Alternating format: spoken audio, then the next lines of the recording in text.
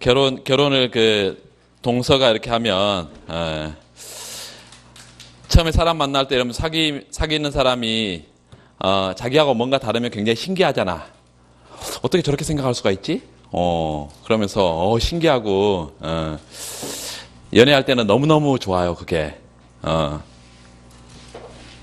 결혼하고 나면 그게 이제 나중에 다 맞춰야 할 거야, 자기가. 다 맞춰야 해서, 연애할 때는 그 다른 면들이 너무나 신기하고 재밌고 막 신나고 막 그러는데, 인강 듣다 갑자기 저 뭔 얘기일까? 이런 사람들이 있을 텐데, 졸지 마.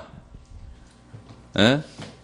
일반 균형이 쉽지는 않지만 여러분, 이거 잘해야 우리가 앞에 소비자 이론, 생산 이론 다 나오잖아? 날씨가 좋으니까 이제 봄 날씨여서 이게 또 점심 먹고 나면 식곤증도 있고 막 그런데 공부하기도 좋고 놀기도 좋고 이 날씨가 이래야 되지 저래야 되지 이 선택을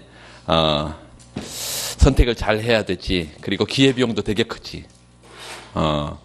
밖에 나가서 놀고 있으면 기회비용이 작을까요? 굉장히 커. 안에 공부한 사람 엄청 많이 공부해요. 그러니까 어떤 선택을 하느냐가 굉장히 중요하고, 뭐 이렇게 맛있게 먹고 있어. 하나도 안 주고 말이야. 혼자만 맛있게 먹으면 그거 맛있어요?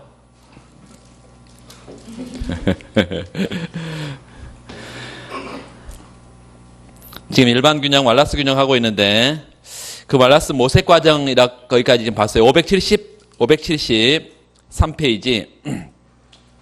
573페이지, 거기 제일 뒤에 모색 과정, 거기다 잠깐 보시면, 이와 같이 우리가 지금 봤던 것이 이런 조정 방식을 3장에서 본 적이 있는 균형의 안정성과 관련된, 거기 안 봐도 상관없어요. 왈라스적 조정 과정이라는데, 왈라스 조정 과정이 밑줄 긋고,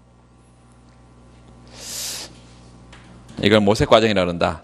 방금 우리가 먼저 가격이 초기 부전점을 지나는 P-Y분의 PX 제로라는 가격을 하나 만들어 놨고 그 예산선화에서 최적 선택을 둘이 했어요. 그러고 났더니 시장이 불균형 상태가 됐잖아. 그 불균형 상태를 뭐가 조정한 걸까? 결국은 가격이 P-Y분의 PX로 원으로 떨어져 가지고 가격이 이제 이 두 소비자의 행동을 바꿔준 거잖아요.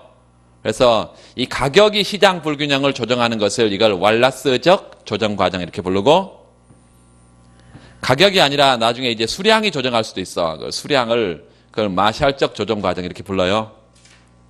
지금으로서는 알 필요 없다. 왈라스적 조정 과정 알면 되겠어요.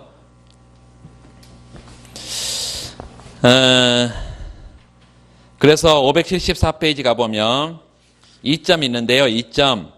그 2점에 왈라스 균형 써놓고, 왈라스 균형.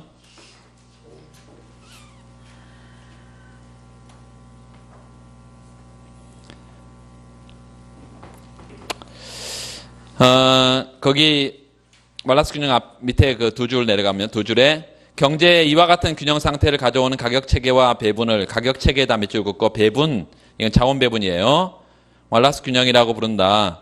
두 사람의 무차합선이 서로 접하고 있는 이 점은 밑줄 그으세요. 무차합선이 서로 접하고 있다. 소비자 A하고 B의 각각 상품 묶음들을 그렇게 소비하고 있는데, 이 점과 초기 부존점을 나타내는 I점, 이걸 지나는 직선의 기울기가 바로 균형 가격 비율을 의미하고, 그 균형 가격 비율을 뒤에 나와 있는 것을 일반 균형 가격 체계라고 이렇게 부릅니다. 써놔. 뭐에다 일반 균형 가격 체계라고 써놔야 돼? 그 I점과 E점을 지나는 파란색의 선이 있잖아, 거기. 그게 일반 균형 가격 체계다. 일반 균형 가격 체계. 그럼 한마디로 말하면 일반 균형 가격 체계는 뭐예요? 왈라스 균형점을 지나는 일반 가격 체계를 일반 균형 가격 체계라고 말하겠지. 경제에 초과 수요, 초과 공급도 없는 상태이고, 또 모든 경제 주체들이 효용 극대화를 달성하고 있는 상태겠지. 그때 그 가격 체계, 그때의 가격 체계, 일반 균형 가격 체계. 더 이상 모색 과정이 필요 있어요, 없어요? 없지. 일반 균형 가격 체계에서는 더 이상 모색 과정은 필요 없어.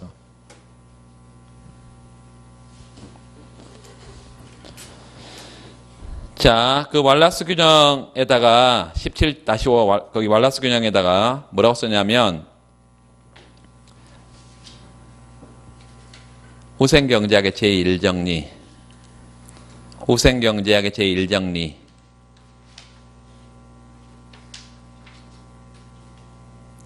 왈라스 균형의 후생적인 특징이, 왈라스 균형의 후생적인 특징이 뭐라고? 후생경제학의 제1정리입니다.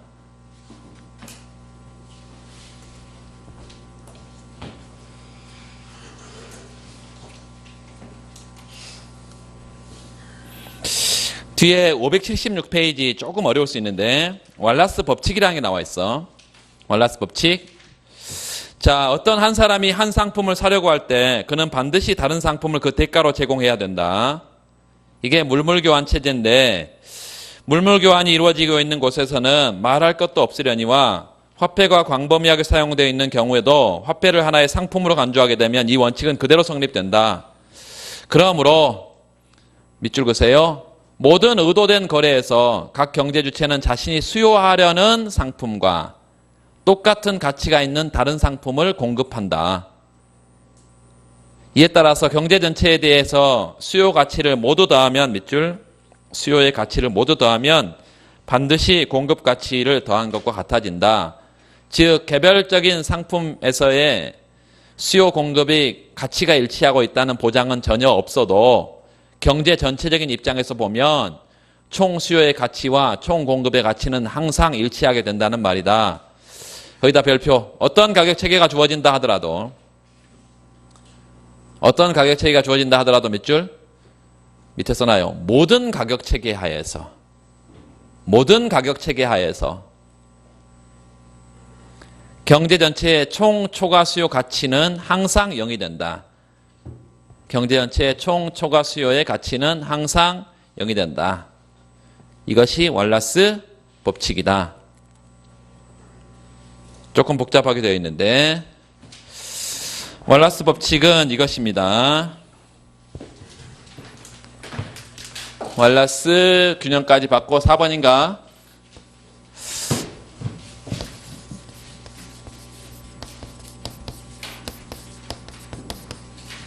이 왈라스 법칙이라는 것은 P-I, E-D-I 이게 P가 가격이고요. ED는 아까 뭐라 했어? Excess Demand, 초과 수요예요. 초과 수요. 우리가 P 곱하기 MPL을 뭐라고 불렀다고? VMPL. 한계 생산 가치라고 불렀잖아. 그럼 이거 뭐라고 불러야 돼? 초과 수요? 가치. 초과 수요 가치. 여기다가 앞에다 시그마를 붙여버리면, 요 시그마를 붙여버리면, 시그마는 물론 I는 뭐 1부터 뭐 무한대까지 혹은 n까지 뭐 이렇게 해도 되고 시장은 무수히 많은 시장인데 사실은 그걸 뭐 이제 우리가 줄여서 요 무한대를 n개라고 해서 n까지만 봐도 될 거 있고 경제 전체의 시장이 n개가 있다고 우리가 가정을 하면 n개 시장의 초과 수요 가치의 합은 항상 제로다라는 게 왈라스 법칙입니다. 항상 제로라는 것은 이거 방정식이 아니라 요 세 개를 표시하면 항등식이라는 것입니다. 항상 성립해. 항상 성립해. 자, 우리가 지금 두 개의 시장만 계속 보고 있어. 그래서 두 개의 시장이라고 우리가 한번 간주를 하면 PXX 이거 뭐죠? X제 지출액. 그렇죠? PYY Y제 지출액. 요게 자신의 소득과 같으면 이게 예산선이죠. 근데 소득이 화폐 소득 M으로 주어져 있어? 아니면 부존 소득으로 주어져 있어? 부존 소득으로 주어져 있어. 그 부존 소득. 아까 우리가 XA 바만큼, XB 바만큼 이렇게 되어 있다 그랬잖아.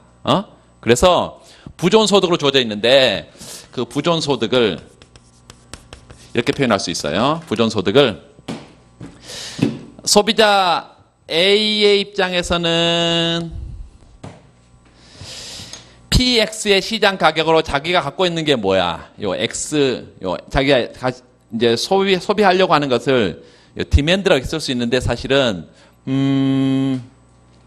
여기 디맨드를 쓸까요? 뭐 안 써도 상관없고. X 소비자 A가 소비하고자 하는 거. 요 Y는요 A가 소비하고자 하는 YJ 소비량 이거죠. 요 기호를 여러분 잘 따라와야 돼. 아까 뭐부터 읽으라 그랬어요? 요거부터 읽으라 했잖아. 소비자 A의 XJ 소비량. 경제 주체 A, B가 있다. 재화는 X, Y가 있다. 디맨드냐, 서플라이냐. 요건 뭐라고 읽어야 한다고? 소비자 A의 YJ 소비량. 이렇게.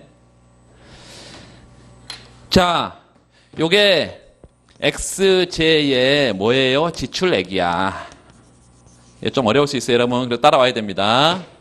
요거는 YJ의 지출액이지. 그러면 경제 전체의 총 지출액은 자신의 소득을 넘어서서는 안 돼. 그 소득이 이렇게 주어져 있어. 소비자 A의 입장에서는 XA 인다우먼트를 쓸 수 있는데 그냥 바 쓰겠습니다. XA 바. 요만큼을 갖고 있어, 소비자 A가. 이거 시장 내다 팔 수 있어. 어떤 가격에? PX 가격에. 시장 갖다 내다 팔 수 있어, 이렇게. 여기요, PY, YJ 가격에 얼마를 내다 팔 수 있어? Y, A, 바만큼 갖다 내다 팔 수 있겠지. 우리가 앞에서 소비자 선택이론에서 봤던 예산선이 이제 조금 복잡한 형태로 가 있는데요. 요거 여러분 몇 번씩 써보고 자꾸 이해하고 이렇게 하면 돼. 소비자 B도 마찬가지예요.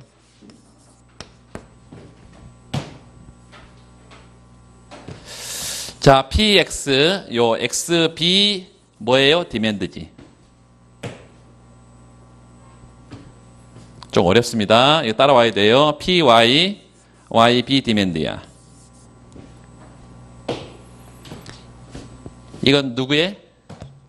소비자 B예요. 소비자 B의 총 지출액이지. 이 소비자 B의 총 지출액도 자신의 소득을 넘어설 수가 없을 거야. 어떻게? PX, XJ 가격으로요. 뭘 내다 팔아? 소비자 B가 갖고 있는 XJ 갖다 내다 팔 수 있겠지.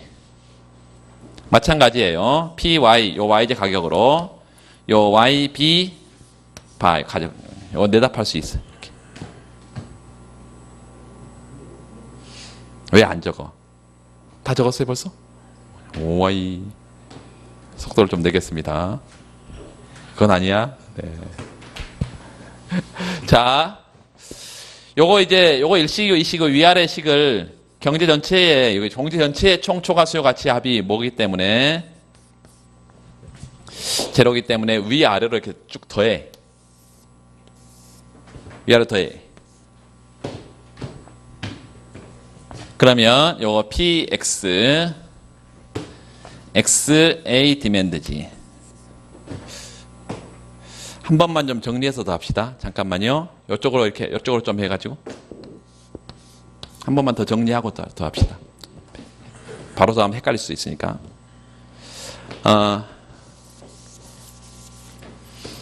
요 부존소득을 다 좌변으로 다 보내. 좌변으로.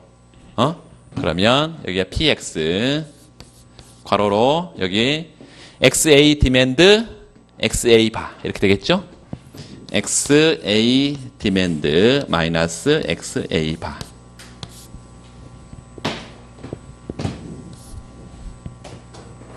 두 번째 여기 PY, 그리고 여기 보니까 요 YA 디맨드에다가 뭘 빼면 돼? YA 바를 빼면 되지. YA 디맨드에서 YA 바를 빼면 될 거야. 그리고 오른쪽은 아무것도 없으니까 다 좌변 넘겼으니까 제로지. 얘도 한 번만 더 정리를 같이 해보면, 얘 그대로 정리하면, 자, PX, 여기가 XB 디맨드고, 마이너스 XB 바가 되겠어요. 여기도 마찬가지예요. PY고, 소비자 A가 아니라 B만, 기호만 바뀌었어. Y, 여기가 B 디맨드, 마이너스 Y, B 바, 이렇게 돼. 이퀄 제로.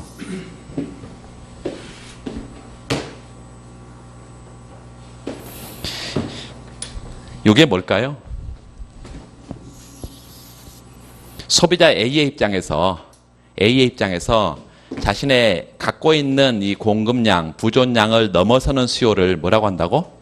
공급을 넘어서는 수요? 초과 수요. 초과 수요. 네. ED 초과 수요. 누구의? A의. X. EDX, X 이렇게 합시다. 위아래로 바꿀까요? 바꾸겠습니다. 여기 여러분들 아래쪽에다 쓰는 게 좀 익숙할 수도 있겠지만 원래 이제 그렇게 쓰는 건 아니기 때문에 어쩔 수 없이 초과 수요 EDX 이렇게 A 이렇게 하겠습니다.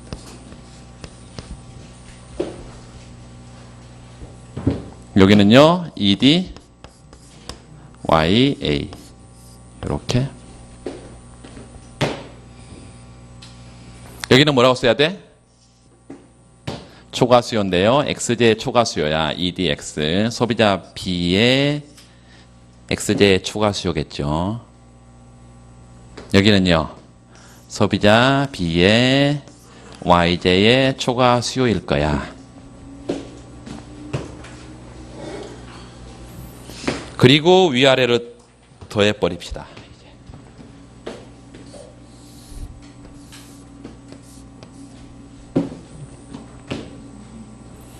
그러면 PX는 똑같이 공통분모니까 이렇게 여기 보세요.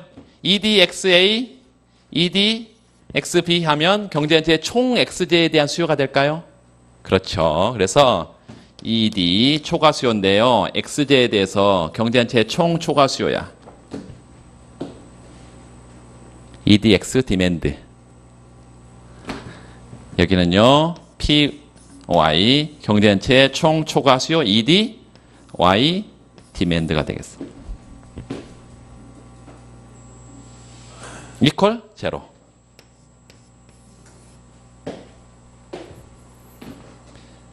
이걸 간단하게 얘기했더니 XJ의 초과수요 가치하고 YJ의 초과수요 가치를 합했더니 제로야.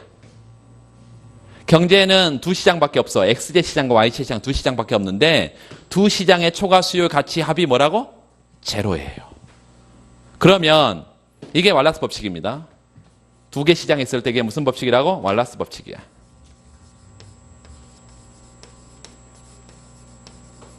왈라스 법칙인데 왈라스 법칙은 파생 원칙이 어떻게 보면 더 우리가 많이 사용해요.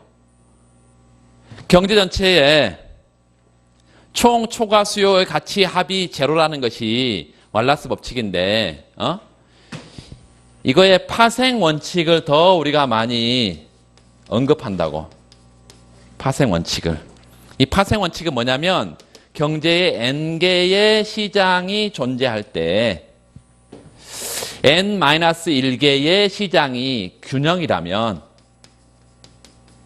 N-1개의 시장이 균형이라면 반드시 N번째 시장도 균형을 달성한다라는 게 왈라스 법칙의 파생 원칙이에요. 다시 한번 경제에 N개의 시장이 존재한다면 N-1개의 시장이 균형을 달성하고 있다면 마지막 N번째 시장, 한 개 남은 시장도 당연히 균형이 된다. 자, 보세요. 그럼 이걸 어떻게 증명할 수가 있어? 이거 보니까 초과 수요, 이게 만약에 뭐라면, 0이라면, 요게 0이라고 한다면, 그 말은 X제 시장에 초과 수요가 없다는 거죠? 그럼 X제 시장이 뭐예요? 균형이지. 그러면 얘가 지금 균형이니까 이 뒤에가 어떻게 돼야 돼? 이거 0이라 해도 0이 되려면 얘가 0이 돼야 되잖아. 근데 Y제 가격은 0이 될 수가 없고 얘가 0이 돼야 되지. 그러니까 얘가 0이면 얘도 반드시 0이어야 되는가요? 그렇지. 그러니까 X제 시장이 초과 수요가 없는 균형 상태라면 Y제 시장이 반드시 균형이어야 돼. 이게 두 개 시장을 우리가 봤기 때문에 그런데 세 개 시장이야. 세 개 시장이야.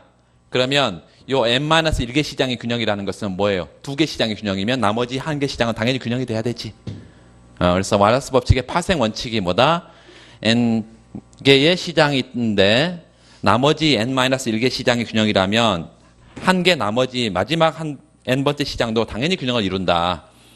이게 거시경제가 하면 어떻게 활용이 되냐면 거시경제 우리는 지금 이제 생산물 시장하고 요소 시장을 봤잖아요. 지금 우리가 지금 얘기해 온 것은 거시경제 시장은 생산물 시장도 있지, 요소 시장도 물론 있어요. 노동 시장, 그리고 화폐 시장도 있고, 또 외환 시장도 있고, 뭐 증권, 채권 시장도 있고, 뭐 거시경제 시장은 엄청 시장들이 많아요.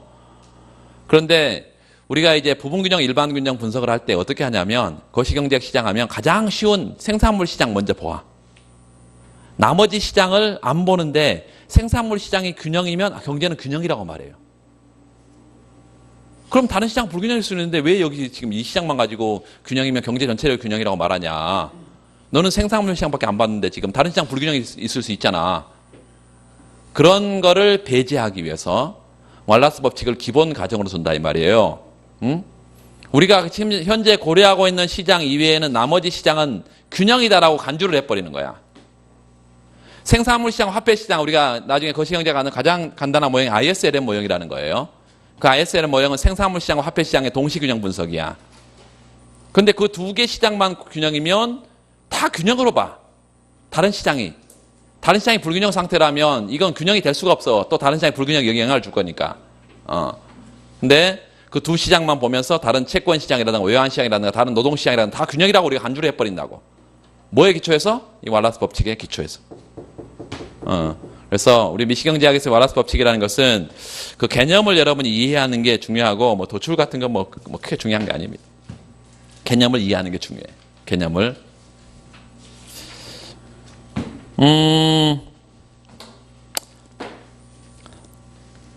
거기 그러면 이제 17.3을 이해할 수가 있어. P1, Z1, P2, Z2 이렇게 다 해야 되는 게 뭘까? 그 Z라는 것이 초과 수요, 이거 초과 수요를 의미합니다. 예. ED. 요 Z가 초과 수요 함수를 G라고 쓴 거야, 그냥. 그러면 P1, Z1은 뭐야? 첫 번째 시장의 초과 수요 가치죠? 거기 써놔요. 뭐라고? P1, Z1은 첫 번째 시장의 초과 수요 가치야. P2, Z2는 뭐예요? 두 번째 시장의 초과 수요 가치지. 거기 P, N, G는 뭐야, 그러면? N번째 시장의 초과 수요 가치지. 그걸 다 합하니까 0이라고 돼 있네. 이게 왈라스 법칙이라니까. 그런데 그 밑에 보니까 Z1부터 Zn-1까지가 0이라는 것은 그건 무슨 말이에요? 첫 번째 시장도 초과 수요가 없고 두 번째 시장도 초과 수요가 없고 N-1번째 시장도 초과 수요가 없다라는 게 그 지금 표시잖아요. 17.4잖아요. 그럼 거기다 그렇게 써놔. 그 밑에 그 위에 써져 있잖아. 이 경우에 존재하는 N개의 상품 시장 중에서 첫 N-1개의 상품 시장에서 수요와 공급량이 서로 같다고 하자 밑줄. 그러니까 N-1개 시장이 균형이라면 이 말이에요. 그게. 그러면 당연히 N번째 시장도 균형이라는 말을 17.6 가봐. Pn, Zn이 0이 돼야 된다 이것이에요. N번째 시장도 당연히 Zn이라는 것이 뭐야 된다고? 0이 돼야 된다. 자, 그래서 그 뒤에 N번째 상품이 경제재해난 뭐 그런 Pn이 0보다 크기 때문에 시장 가격은 당연히 P가 0이 아닐 수 있잖아요.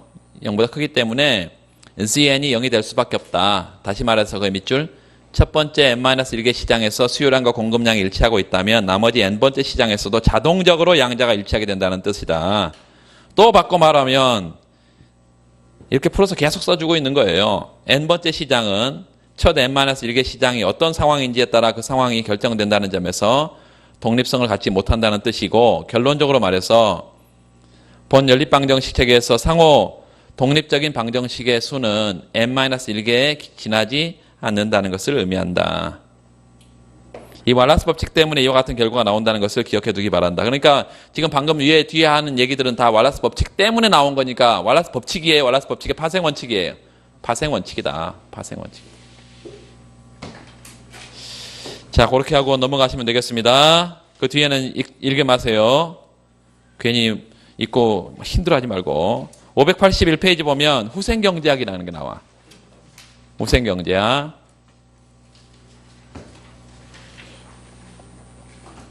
그 후생경제학이 583페이지 보세요. 후생경제학에 일정리라는 게 있는데 그 일정리에 모든 소비자의 선호체계가 강단조성을 갖고 밑줄.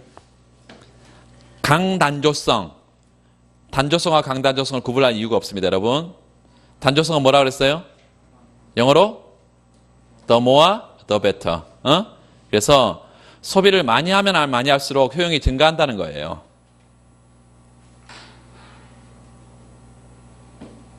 그래서 예산 집합 내에서 내가 100만 원 갖고 있으면 90만 원만 쓰는 게 아니라 100만 원 다 써야 나의 효용이 가장 커진다 그랬죠? 그래서 예산 집합 내에서 소비하지 않고 예산 선상에서 항상 소비한다 그랬잖아, 소비자는. 그래서 예산 선하고 뭐가 맞아떨어진 상태에서, 무차별성이 맞아떨어진 상태에서 효용이 가장 극대화되니까 항상 예산 선상에 소비를 한다 그랬잖아요. 그래서 방금 우리가 본 왈라스 법칙도 마찬가지예요. 예산 선상에 서서 소비하는 소비자를 기본 암묵적인 가정을 깔고 있어, 거기에. 그래서 항상 우리가 이퀄이 됩니다. 예산 집합 내가 아니라. 아까 우리가 그림 쓴 것이 여기 이퀄이라고 썼지 여기다 이렇게 부등호방 이렇게 쓰지 않았잖아. 부존소득 범위 내에서 소비하는 게 아니라 부존소득을 다 소비한다고.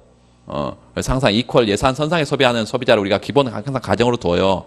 그러니까 이게 우리가 소비 선택을 처음 볼 때 단조성, 이행성, 연속성 이런 거 봤던 것이 합리적인 소비자라면 당연히 충족시키고 있다고 이거를. 이걸 충족 안 하면 뭐라고요? 비합리적이다. 나는 말이야, 일주일 가면 커피를 예를 들어서 한 5잔 정도? 이게 최적이고, 6잔 맞으면 나의 후생이 떨어져 버리던데? 이런 거는 상정하지 않는다는 거예요. 사과를 나는 5개 먹는 게 좋고, 10개 먹으면 나는 후생이 별로 안 좋던데? 뭐 이런 생각은 안 맞다는 거야, 경제학에서는. 그러니까 그 만족도의 최고점은 없어요. 최고점은 없어. 계속 올라가는 거야. 그걸 이제 지복점, 블리스 포인트 이렇게 말하는데 블리스 포인트가 없어. 첫 번째, 그래서 선호체계가 강도 안정성을 갖는다. 그 말은 우리가 합리적인 소비자라면 기본적으로 충족시키는 그런 가정을 지금 둔 거예요. 두 번째, 경제 안에 외부성이 존재하지 않으면 밑줄.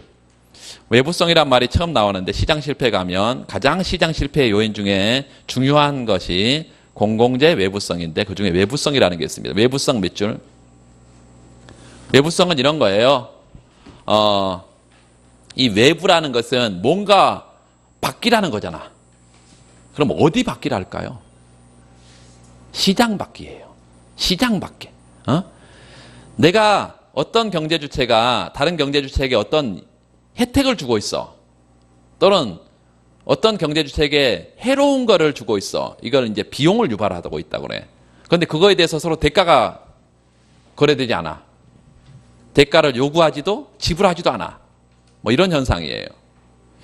예를 들어서 지금 어떤 공장이 한강 상류에 염색 공장이 하나 있는데 말이죠.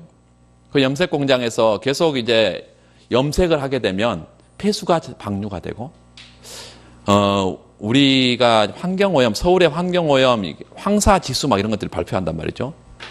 그런데 사실상 이 황사로 인해서 서울 시민의 서울시의 질이 나빠지는 것보다는 서울 인근의 공장들이 내뿜는 그 매연 때문에 사실은 훨씬 더 서울의 공기가 안 좋다네요.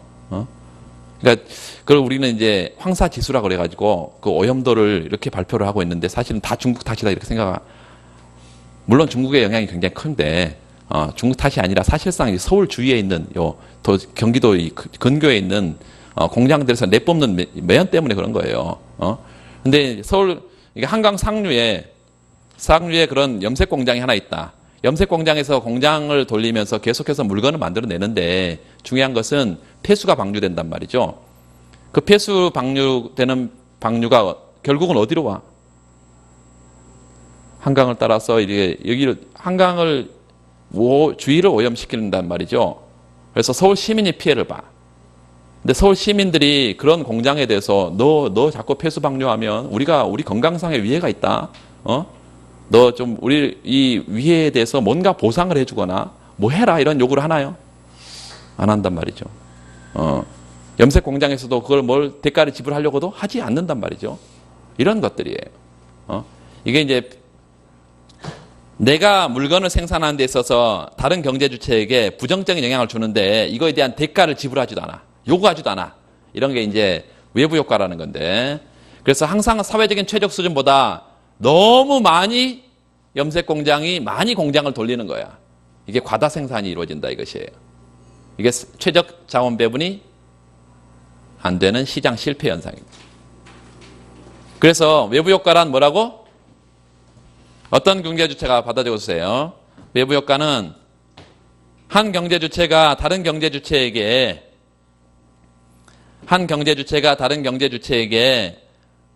의도하지 않은 혜택이나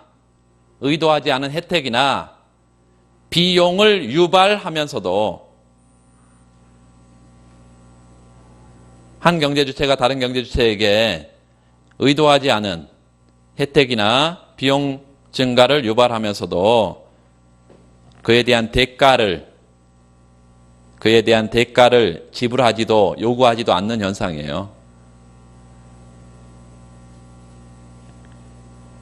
한마디로 시장 거래가 이루어지지 않는다는 의미에서 이걸 외부 효과, 외부성이라고 그래요. 뒤에서 자세하게 할 거예요. 자, 거기 강단조성을 갖고 경제 안에 외부성이 존재하지 않으면 일단 그렇게 돼 있고, 일반 경쟁 균형은 밑줄 긋고, 일반 경쟁 균형 G2라고 그랬어. GCE라고 그랬어요. G General Competitive Equilibrium. 일반 경쟁 균형이라고 써져 있네. 일반 경쟁 균형. 일반 경쟁 균형 하는 대표적인 형태가 우리가 방금 본 무슨 왈라스 균형이라 했죠. 왈라스 균형. 일반 경쟁 균형 배분은 파레토 효율적이다 이랬네. 일반 경쟁 균형이 어떻다고요? 파레토 효율이다. 파레토 효율. 앞에 어떠한 조건 하에서 일반 경쟁 균형은 파레토 효율이다 이랬네. 이게 후생 경제학의 제1정리인데요. 어떤 조건이 갖추어지면 일반 경쟁 균형 가격 체계만 있으면 그 결과가 파레토 효율적이다. 파레토 효율성을 담보한다 이런 것이에요. 자, 아까 우리가 앞에 후생 경제학의 제1정리의 전제로서 왈라스 균형이라는 걸 이미 우리가 다 봐버렸는데,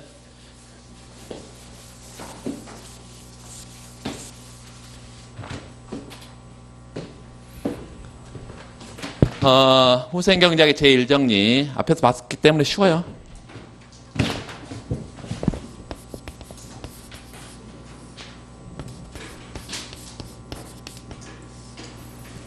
후생 경제학 제1정리는 어떠한 조건이 충족되면 그 첫 번째 조건은 뭐였냐면 경제 전체에 소비자들이 단조성이라는 이런 가정을 충족시키고 있고, 두 번째 외부성이 존재하지 않는다면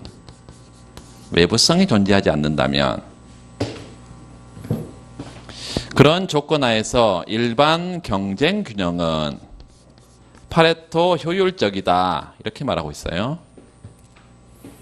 요거를 단순하게 얘기하면요, 이상적인 조건의 시장이라면 이 말이에요.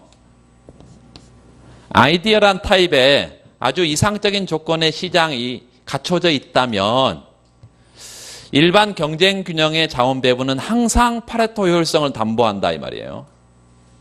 일반 경쟁 균형의 자원 배분은 항상 파레토 효율성을 담보한다.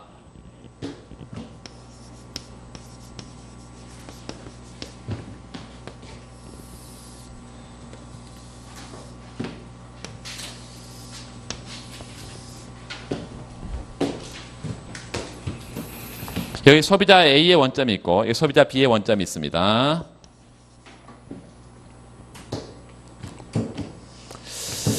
여기 뭐라고 써야 돼? X 바라고 써야 되고, 여기 뭐라고 써야 돼? Y 바라고 써야 되고.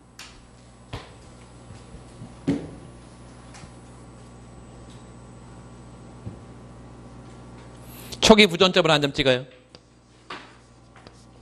Initial Endowment, 초기 부존점. 여기를 지나는 가격선을 하나 표시를 하겠습니다. 초기 부존점을 지나는 가격 체계를 하나 표시했어.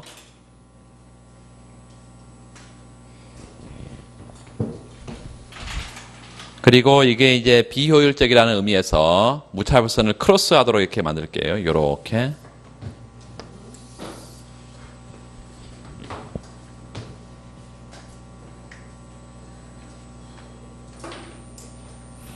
얘는 자 보세요. 얘는 누구의 무차별선이야? 소비자 A의 무차별선이에요. 얘는요 자신의 원점에서 바깥쪽으로 지금 밀어내고 있는데 소비자 B의 무차별선이야. 이렇게 소비자 A와 B의 무차별선이 이 점에서 크로스하고 있다는 것은 접하고 있지 않다는 것은 파레토 개선이 가능하다는 거예요. 그래서 이게 이제 둘러싸인 영역, 이걸 무슨 영역이라고? 코어 영역이다. 둘러싸인 영역. 우리가 아까는 이제 전체로 둘러싸이면 이게 이제 볼록 렌즈 영역 이런 형태인데 이 코어 영역으로 가게 되면 거기에 한 점으로 가게 되면 둘 다 효용이 증가할 수 있습니다. 그래서 한 점 우리가 이런 점을 표시를 한번 해봐.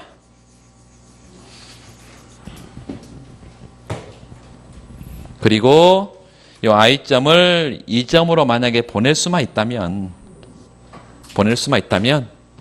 두 소비자의 효용은 다 증가할 거예요. 이렇게 증가하고 이렇게 증가해서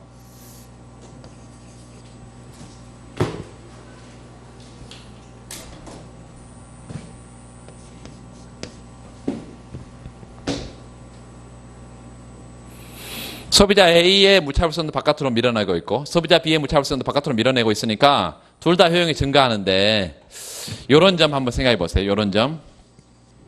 이게 요 이점은 한 소비자의 효용을 뭐 하지 않고 줄이지 않고 다른 소비자의 효용을 늘릴 수 없는 파레토 효율적인 자원 배분 상태다. 파레토 어떤 상태에서? 비효율적인 자원 배분 상태에서 파레토 효율적인 자원 배분 상태로 지금 파레토 개선이 일어나고 이 점에서는 더 이상 이제 개선은 불가능해. 이 파레토 최적 상태예요. 자, 이제 요거하고 어떻게 연결되냐? 요 일반 균형 가격 체계라는 거 아까 뭐라 했어요? 일반 균형 가격 체계는 뭐라 했어?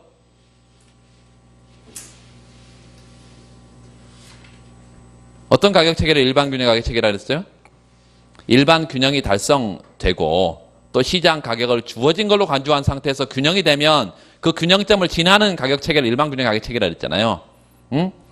이 초기점을 지나는 이러한 가격 체계가 하나 있는데 이 가격 체계가 일반 균형 가격 체계라고 한다면 시장이 알아서 여기 보세요.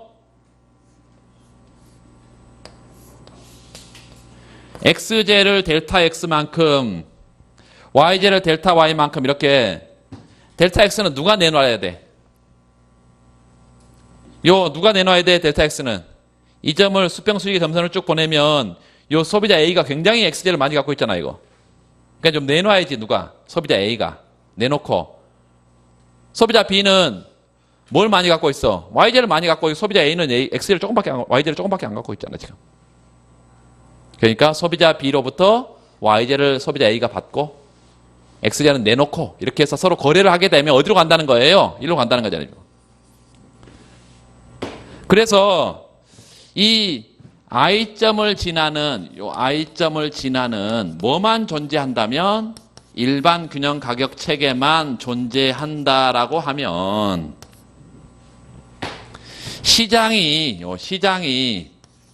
정부가 전혀 들어올 필요 없이 시장이 스스로 알아서 어디로 가는 거예요? 이리로 가는 거죠. 파레토 효율적인 자원의 배분점으로 옮아가는 거지. 그걸로 찾아간단 말이죠.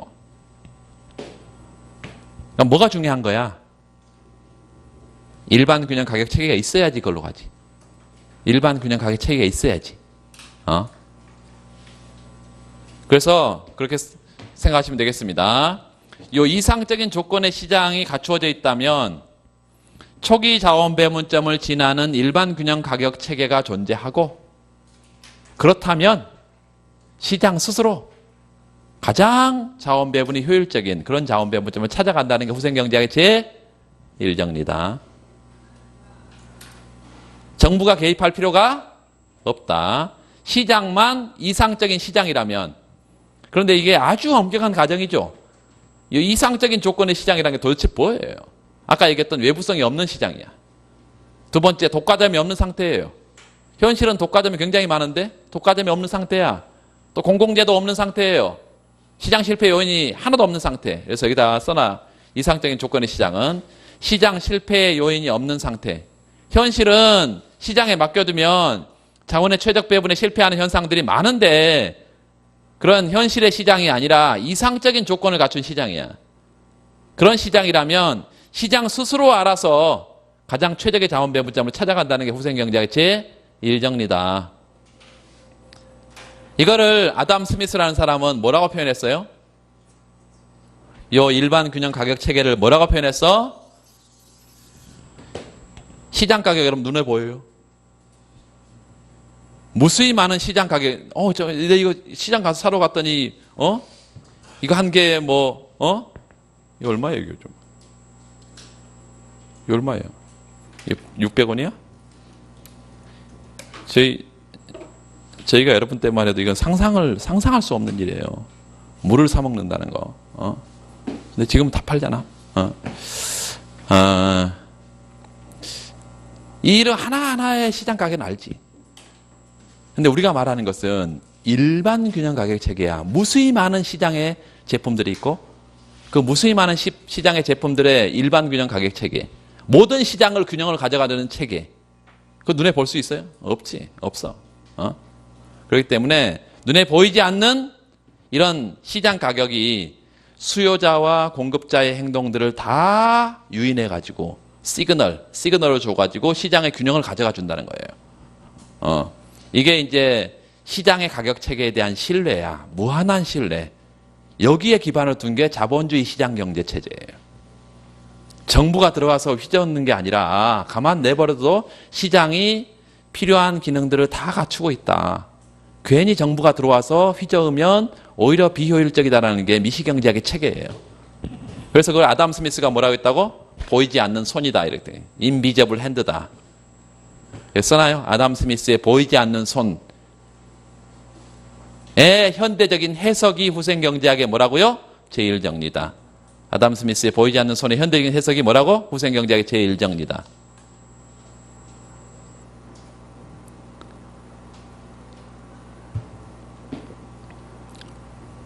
스티글리츠라는 사람이 있어요.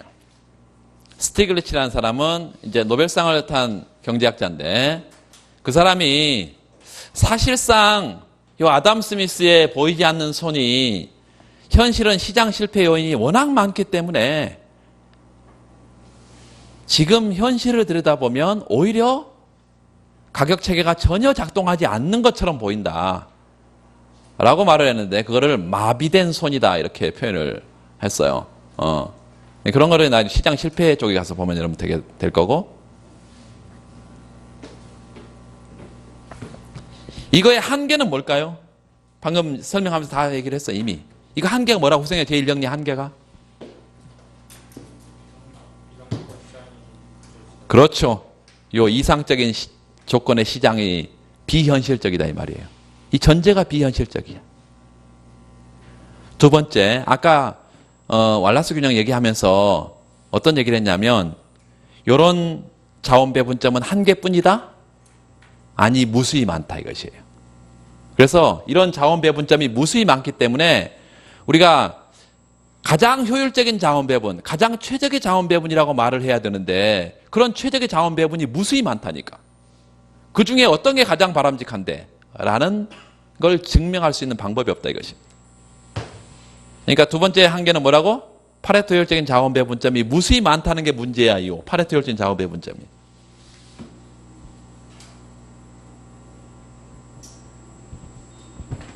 일단 거기까지. 이게 후생 경제의 제1정리다. 거기 그래프가 없는데요. 당연히 그래프는 이미 다 공부를 했어요. 어디서 했어? 왈라스 모색 과정 이후에 왈라스 균형의 그래프가 후생경제학 제1정리 그래프예요. 거기 다 지적이 되어 있습니다. 그 제1정리의 의미에 보이지 않는 손 있죠? 아담 스미스의 보이지 않는 손.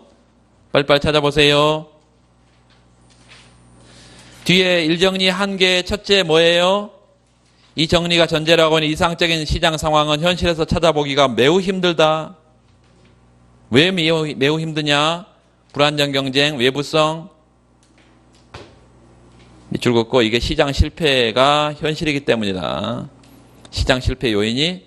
둘째로 설사 이 정리에서 요구하고 있는 바와 같은 이상적인 시장 상황이 존재한다 해도 파레토 효율적인 배분이 반드시 최선의 배분은 아닐지도 모른다는 점을 지적할 수 있다. 그 일반 경쟁균형 밑줄 긋고 여기서 실현되는 자원 배분이 계약 곡선 위에 존재하는 수많은 효율적인 자원 배분 중에 하나뿐이다. 하나일 뿐이다. 그래서 일반 경쟁균형하의 배분이 가장 바람직하다는 보장이 없다. 후생경제학의 제2정리를 보면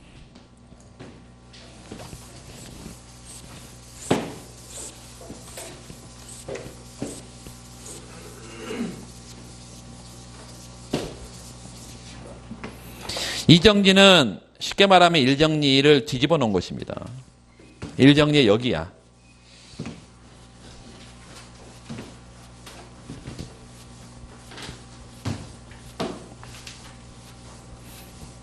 이제 이 정리를 나중에 뭐 조금 공부를 더 하면 우리가 이 정리도 경제학에서는 보통 이제 견해 대립이라는 게 다수설 소수설이라는 게 여러분이 생각하는 그 행정법이나 이런 학문처럼 다수설 소수설이 존재하지 않습니다. 이 소수의 견해는 이제 경제학에도 무수히 많은 학파가 있는데 이 학파가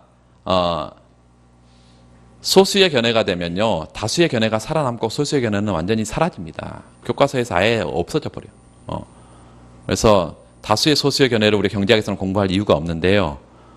여기서 우리가 아직까지도 교과서에 이런 견해도 있고 저런 견해도 있고 이런 경우가 있습니다. 이 후생경제학이야. 이 가치 판단이 들어가 있다 그랬잖아. 가치 판단이. 그러니까 어떤 철학에 기반하냐에 따라서 달리 생각할 수가 있다는 말이에요. 그중에 이제 공공경제학을 여러분이 이제 뭐 재정학 하신 분들이라든가 뭐 재경제를 공부하신 분들은 이제 공공경제학을 이걸 좀 공부를 하게 되면 선생님들의 견해 차이가 있습니다. 이 후생경제학 쪽에는. 근데 우리가 이중훈 선생님 책을 하고 있는데 이중훈 선생님과 반대 견해를 갖고 있는 견해가 있단 말이죠. 그런 것까지 지금 할 필요는 없는데 일단 제가 먼저 서두에 이 지배적인 견해만 경제학에서 살아남고 나머지 견해들은 다 사라집니다. 그래서 지금 거시경제학은 지금 치열하게 싸우고 있는 거예요. 거기서 자기의 주장들이 이제 실증적인 분석을 못하거나 실증적인 근거를 제시하지 못하면 사라지게 돼요. 지금은 이 거시경제학 체계가 있지만 나중에는 또 하나의 학문이 돼버릴 수도 있다니까. 계속 싸우다 보면. 제2정리. 후생경제학의 제2정리. 한마디로 말하면 이 정리는 앞에서 말했던 1정리의 여기다.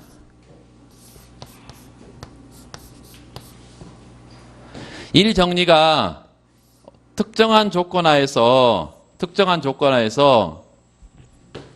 일반 균형 가격 체계만 존재한다면 그 결과가 시장이 알아서 스스로 파레토 효율적인 자원 배분을 찾아간다라는 게 1정리였다면 요게 1정리였다면 1정리의 여기 2정리다 이거예요.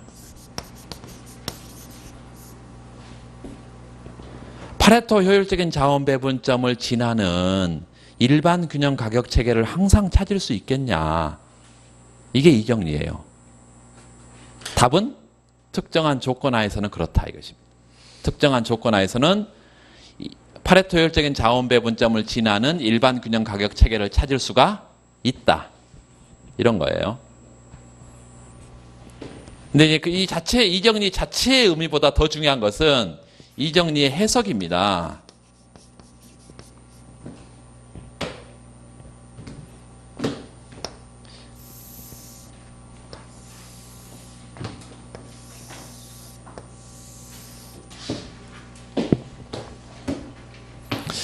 여기 소비자 A의 원점이고 여기 소비자 B의 원점인데 X제는 X바만큼 Y제는 Y바만큼 이렇게 있어.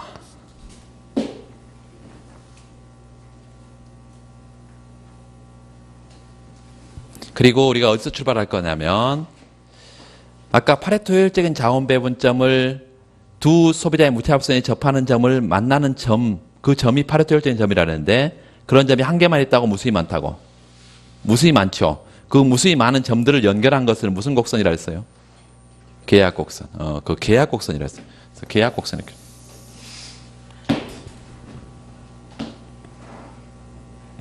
이게 소비의 계약 곡선이야. 표시는 안 했지만 여기서는 두 소비자 무차합선이 다 접하고 있어. 응? 다 접하고 있다. 그리고 여기 치우쳐서 한 점을 표시를 해서 여기 이니셜 인다운먼트다. 초기 부전점이다. 초기 부전 자원점이야, 이게 이 점이. 그리고 여기를 지나는 이렇게 가격 체계를 하나 표시를 해봐요.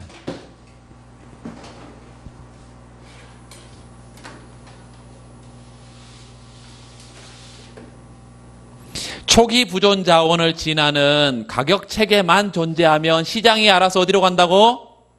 파레토 효율적인 자원 배분으로 간다는 게 1정리, 2정리. 1정리. 지금까지 하는 우리 1정리예요. 그러니까 여기를 지나는 일반 균형 가격 체계가 얘라면 시장이 알아서 어디로 찾아간다고? 요 점을 찾아간다고.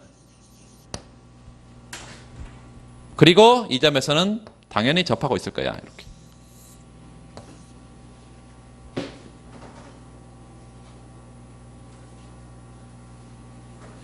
여기를 N점이라 하겠습니다.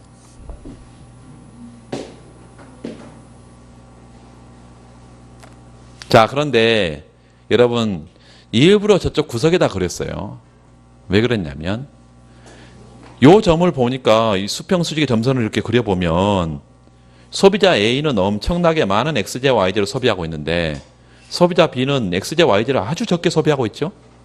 그러니까 두 소비자밖에 없는데 경제에 한 소비자가 거의 경제의 90% 이상을 다 소비하고 있고 다른 소비자는 거의 한 10%밖에 소비하고 있지 않는 이런 소득 분배 쪽에서는 아주 극단적으로 불공평한 점이라고 생각할 수 있습니다.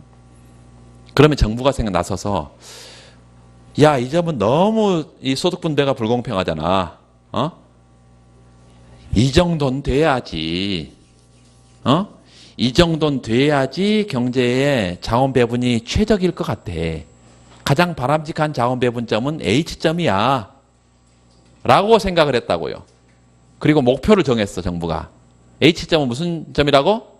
정부가 세운 목표 자원 배분점이야. 그러면 그 목표란 자원 배분점을 처음에 이 두 소비자가 여기를 선택하고 있는 여기 처음에 갖고 있는 게 이거야. 근데 여기서 바로 일로 옮겨준다는 것은 사실상 불가능하다. 가만 놔둬버리면 시장은 어디로 가? 일로 가요. 가만 내버려두면 시장은 일로 가. 근데 정부는 이게 바람직한 게 아니라 이게 바람직하다고 판단을 했다고 한다면, 일로 뭔가 정책을 써서 옮겨줘야 될 텐데, 이런 자원 배분점으로 직접 옮겨주는 건 사실상 불가능하다 이것입니다.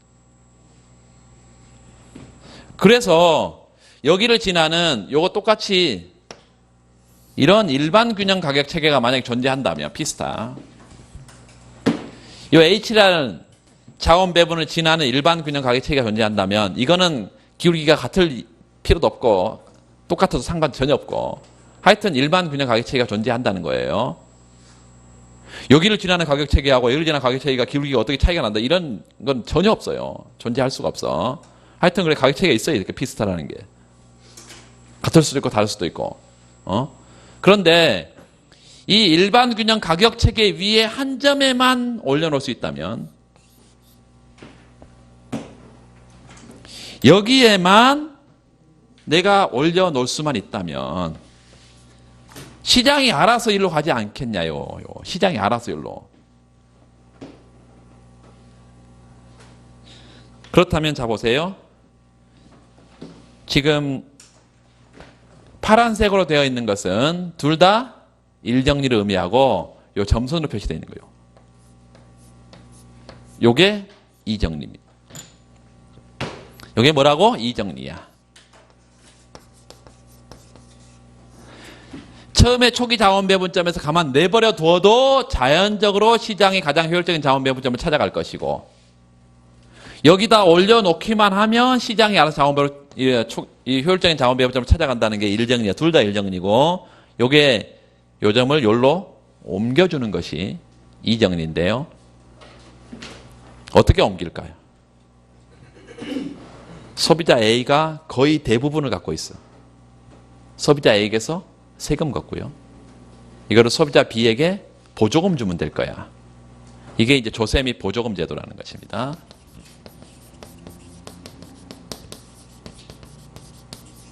이 조세 및 보조금, 이걸 tax cum subsidy 이러는데요. 이 조세와 보조금 정책을 통해서 이걸 옮겨줄 수 있다라는 게 이게 소득 재분배 정책이고요. 이 소득 재분배 정책에 뭐가 이론적인 근거가 되는 게 후생경제학의 제2정리다. 일단 이 가격 체계 위에만 올려놔라. 그러면 어디를 지나는 이 파레토 효율적인 자원 배분점이 이런 파레토 효율적인 자원 배분점, 목표라는 자원 배분점을 지나는 일반 균형 가격 체계가 있어야 걸로 가지. 있어야지. 그런데 있다는 거야. 일반 균형 가격 체계가 있어. 그러면 시장이 알아서 어디로 간대? 파레토 효율적인 자원 배분점 찾아간대. 이게 첫 번째고, 죄송합니다. 지금 첫 번째 일반 균형 가격 체계가 있어. 그러면 그 점을 지나는 파레토 효율적인 자원 배분점을 시장이 알아서 찾아간다는 게 일정이고, 두 번째는 이 파레토 효율적인 자원 배분점 이 점이요. 정부가 정한 목표라는 자원 배분점 이 점을 지나는 일반 균형 가격 체계만 있다고 우리가 상정을 하면 정부가 여기다 올려놓을 수 있다. 이게 제2정리다. 그래서 이 정리는 소득 재분배 정책의 이론적인 근거가 된다. 또 하나는 이 재분배 정책을 쓰면서 시장에 존재하는 일반 균형 가격 체계에 손질을 가해서는 안 된다. 이중선생님이 이렇게 표현하고 있는데, 손질을 가한다는 것은 가격 체계를 왜곡시킨다는 것입니다. 그렇게 하지 않는 조세나 보조금이 있냐? 이론상으로 있다 이것입니다. 이거를 정액 조세 보조금, lump tax subsidy, 정액 조세 보조금, lump tax and subsidy 이렇게 해서 정액 조세나 보조금을 통해서 이렇게 소득 재분배 정책을 시행하는 근거, 그리고 가격 체계 왜곡을 가져오지 않아야 된다는 한계, 이거를 지적하는 이론이다라는 게 이중훈 선생님의 후생경제학의 제2정리의 해석입니다. 요거의 한계는 뭘까요? 이렇게 해석하는 거의 한계는 뭐야?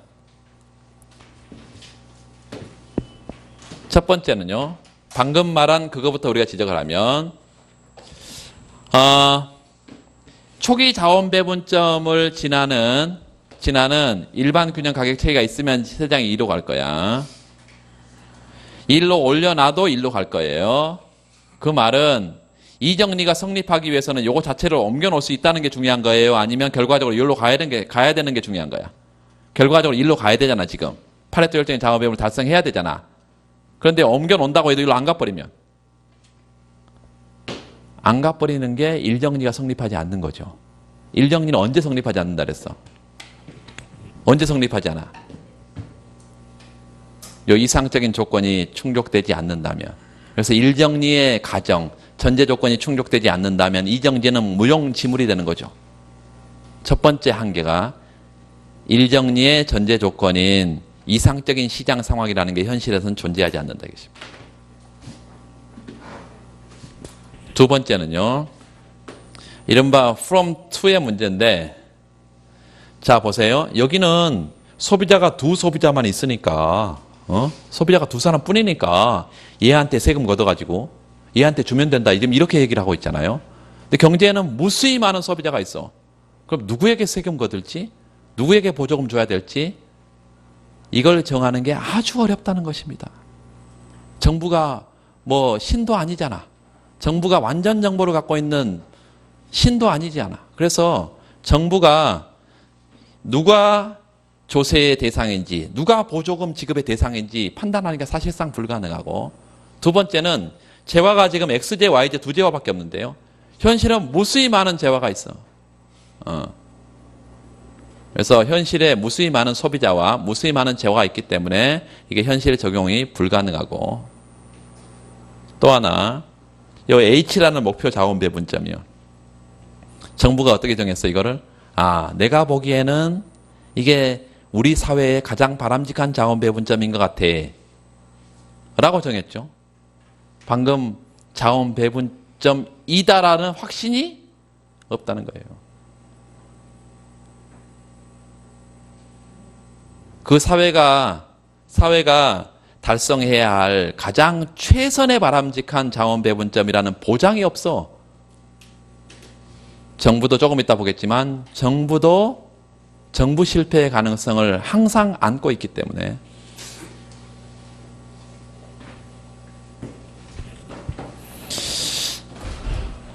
또 하나, 여기 럼섬 텍스 서브시디. 이런 정액조세 보조금을 통해서는 가격체계 왜곡을 가져오지 않고 손질을 가하지 않고 일로 보낼 수 있어 라고 말하지만 현실은 이런 조세가 존재하지 않습니다. 현실의 모든 조세는 초과 부담을 가져오는, 시장의 비효율성을 가져오는 조세 보조금이다, 이것이. 그래서 가격체계에 반드시 왜곡을 가져옵니다. 이런 것들이 이정리의 한계라고 말할 수 있습니다. 이해하기 전혀 어렵지 않아요. 1정리, 2정리 어렵지 않은데 굉장히 중요한 것입니다.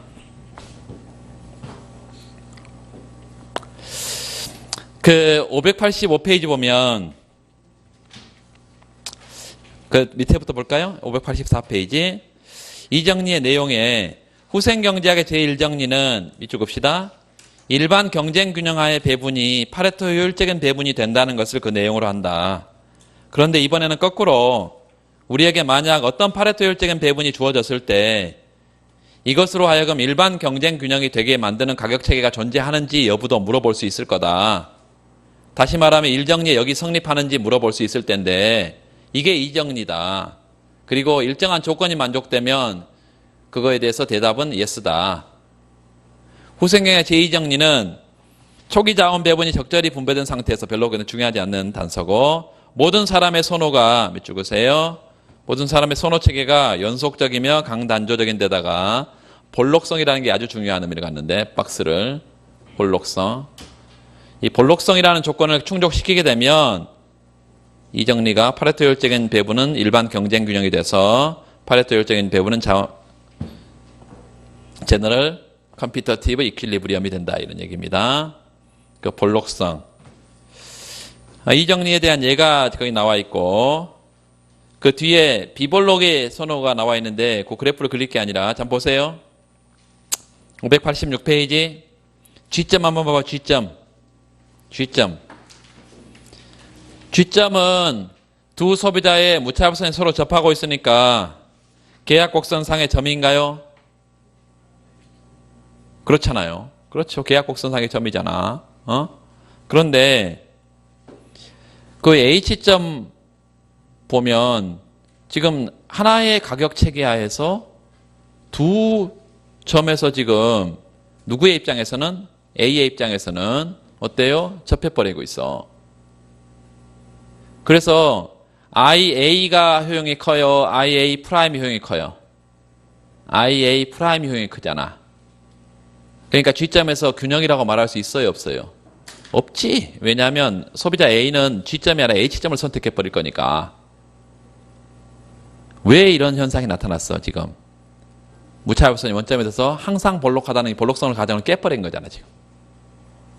그래서 볼록성의 가정이 충족이 돼야만 방금 우리가 말했던 그런 얘기를 할 수가 있다. 그건 이해만 하면 되고, 587페이지 이정리 여기 그래프가 그게 이제 소득 재분배 정책의 해석을 통한 이정리예요. 거기다 별표를 하고 여러분 이정리하면 이 그래프를 자유롭게 그릴 수 있도록 준비를 해야 되겠습니다. 방금 설명은 다 드렸고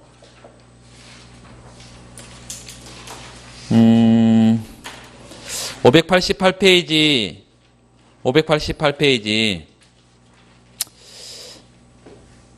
두 번째 단락에 여기에서 독자는 M점에서 바로 H점으로 가도록 재배분하는 것이 현실적으로 불가능한 것과 마찬가지로 R점으로 가도록 현금으로 재배분하는 것도 역시 쉽지 않다. 역시 힘든 거 아니냐라는 의문을 제기할 수 있다. 아직 균형 가격도 정해져 있지 않는 상황에서 얼마만큼 현금 이전을 통해서 그 점으로 갈 수 있을지 알기가 사실상 힘든 것이 사실이다. 이 점에서 본다면 이 정리는 밑줄 그으세요. 그와 같은 재배분의 이론적인 가능성만을 보여주는 것이지 실제로 이 소득 재분배 정책을 그걸 가지고 쓰기는 쉽지 않다는 것입니다. 그렇지만 H점으로 대표되는 배분을 정확히 실현하기는 힘들어도 이에 매우 가까운 배분을 실현하는 것은 현실적으로 가능하다는 점은 인정해 줘야 된다. 후생경제학의 제2정리에는 밑줄 그으세요. 재분배를 위한 목적으로 가격체계에 어떤 손질을 가하는 것도 바람직하지 않다는 의미도 내포하고 있고 이게 이제 이 정리의 한계라는 것입니다. 소득 재분배 정책의 이론적인 한계. 예를 들어서 저소득층에게 낮은 가격으로 전기나 수도를 공급하는 것은 그다지 바람직한 방법이 아니라는 거다. 이 정리는 재분배를 위한 간섭을 밑줄 그으세요. 현금의 이전에 국한시키고 나머지는 시장 기능에 내맡겨도 우리가 바라는 배분의 상태를 실현할 수 있다는 것을 보여주고 있다. 만약 밑줄 그으세요. 재분배의 목적을 위해서 가격체계에 손질을 가해야 한다면 이는 필연적으로 비효율성을 유발하게 되고 경제주체가 가격의 신호에 따라 선택을 하는 과정에 교란이 생긴다. 가격 기능이 제대로 발휘할 수 있도록 불필요한 간섭을 억제해야 자원의 효율적인 배분을 촉진할 수 있고 재분배 문제는 다른 경로를 통해서 해결하도록 노력하는 것이 바람직하다는 결론이 나온다.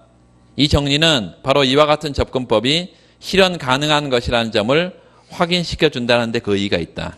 그러니까 실제로 이 정리를 기초로 소득 재분배 정책을 쓰라는 거예요? 아니면 그게 가능하다는 그냥 이론적인 시사점만 주는 거예요? 이론적인 시사만 주는 것입니다.